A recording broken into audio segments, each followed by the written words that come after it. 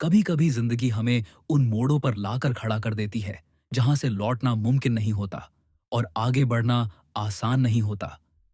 वहां न उम्र मायने रखती है, न सोच। वहां सिर्फ दिल की धड़कनों का संगीत सुनाई देता है। यह कहानी है कविता और अश्विन की। एक ऐसी प्रेम कहानी जो उम्र के फासले में नहीं, दिल की नजदीकी में लिखी गई थी। मैं कविता शर्मा, उम्र 19 साल, भोपाल के एक मध्यम वर्गीय परिवार की सबसे छोटी बेटी, सपनों से भरी, चंचल, बेफिक्र, जिसकी सबसे बड़ी चिंता कॉलेज असाइनमेंट्स और फ्रेंड्स की चाय पार्टी थी। और फिर आया वो दिन जब माँ पापा ने कहा, कविता, तुम्हारा रिश्ता तय हो गया है। लड़का अच्छा है, उम्र थोड़ी ज्यादा है, पर घर और दिल दोनों बहुत अच्छे हैं। शुरुआत में तो मुझे हंसी आई, 31 साल, और मैं सिर्फ 19।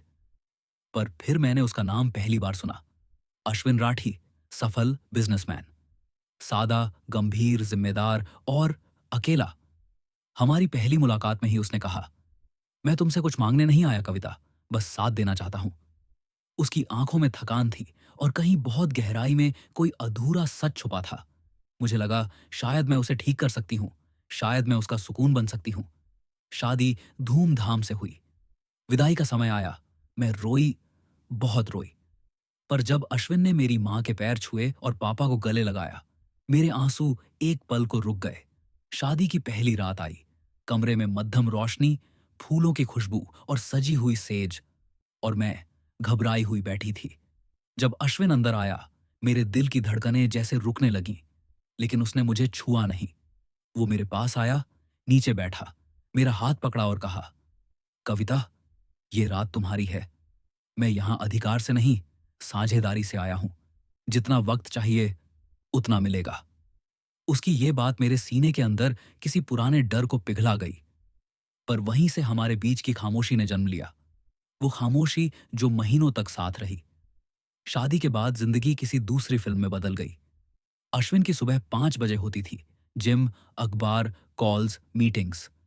मेरी सुबह 9 बजे की चाय से शुरू होती थी, और इंस्टाग्राम, किताबें, पुराने गाने। वो रात 10 बजे लौटता, थका हुआ। मैं इंतजार करती रहती, आंखों में सवाल और मन में प्यास ली। हम साथ रहते थे, पर साथ नहीं थे। एक दिन मैंने हिम्मत कर पूछ लिया, क्या आपको मुझसे प्यार है? वो मुस्कुराया, हल्के से मेरे सिर पर हाथ रखा और कहा, प्यार दिखाने से बड़ा होता है निभाना। कविता, मैं तुम्हारा साथ छोड़ नहीं रहा ना। पर मैं जानती थी वो कुछ छुपा रहा है। एक रात मैं खाना बना रही थी, गलती से नमक ज्यादा पड़ गया। अश्विन ने कुछ नहीं कहा, बस थोड़ा सा मुस्कुराया। मुझे गुस्सा आ गया। हर बार आप चुप क्यों रहते हैं? कुछ बोलते क्यों नहीं?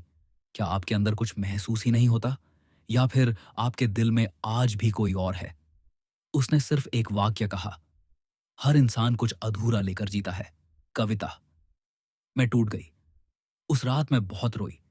उसके पास होने के बाद भी मैं अकेली थी। एक दोपहर अश्विन ऑफिस गया हुआ था। मैं उसकी लाइब्रेरी में गई, किताबें देख रही थी। वहां एक पुरानी डायरी मिली।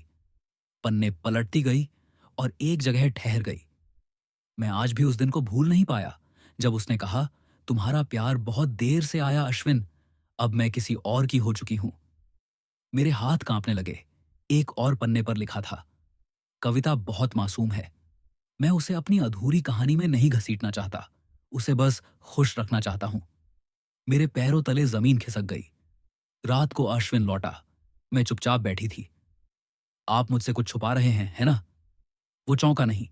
उसने मेरी आंखों में देखा बहुत देर तक, फिर बोला, हाँ था कोई, कॉलेज में, मेरा पहला प्यार।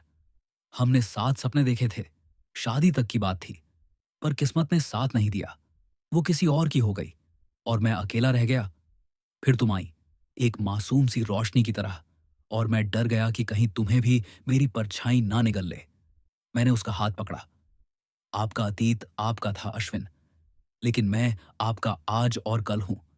मुझे आपका पूरा सच चाहिए, अधूरा प्यार नहीं। उस रात हम दोनों बहुत रोए। मैंने उसकी पुरानी तस्वीरें देखीं, उसकी अधूरी कविताएं पढ़ी, और वो पहली बार खुलकर हंसा, मेरी गोद में सिर रखकर। हमने बातें की, बिना घड़ी देखे, बिना डर के।